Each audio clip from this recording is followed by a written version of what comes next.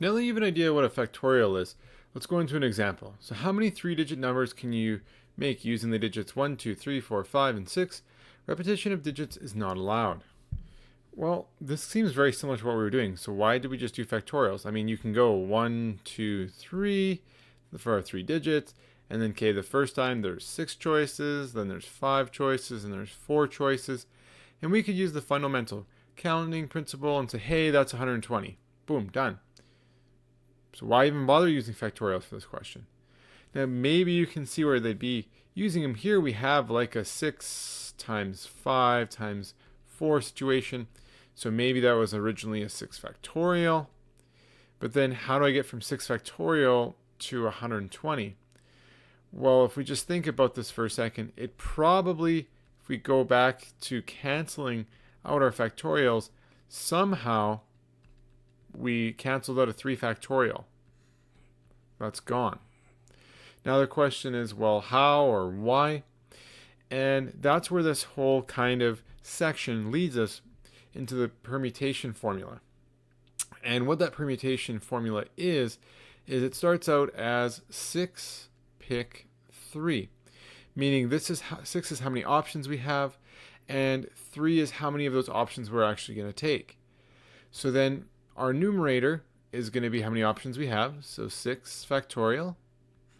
And then our denominator is our number of options that we have minus the amount that we're picking. So here it's going to be 6 minus our 3, and that's going to become factorial. So it's 6 factorial over 3 factorial. And now what we can do, what we did in the last example, is where we make the factorials the same in the numerator and denominator. So this is going to be 6 times 5 times 4 times 3 factorial. And that's all going to be over 3 factorial.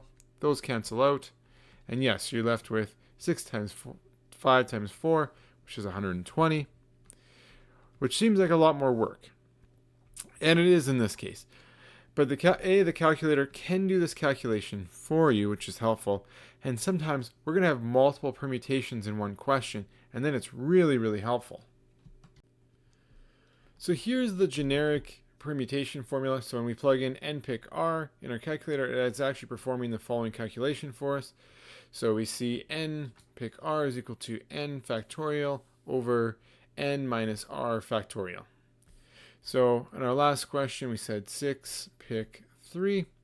And let's look at what that actually looks like inside the calculator then. So I'm going to type in my 6 first, and I'm going to go math. And you can see at the top we have math, number, complex, probability, fractions. So we're going to go to probability. And then we want 2, so NPR. And now we need to pick what our how many we're choosing. So we're choosing 3. Now we said this was 120. So if we enter, hey, perfect, it's 120. So again, a lot easier than actually doing maybe even the fundamental counting principle is being able to use that formula in a calculator as well.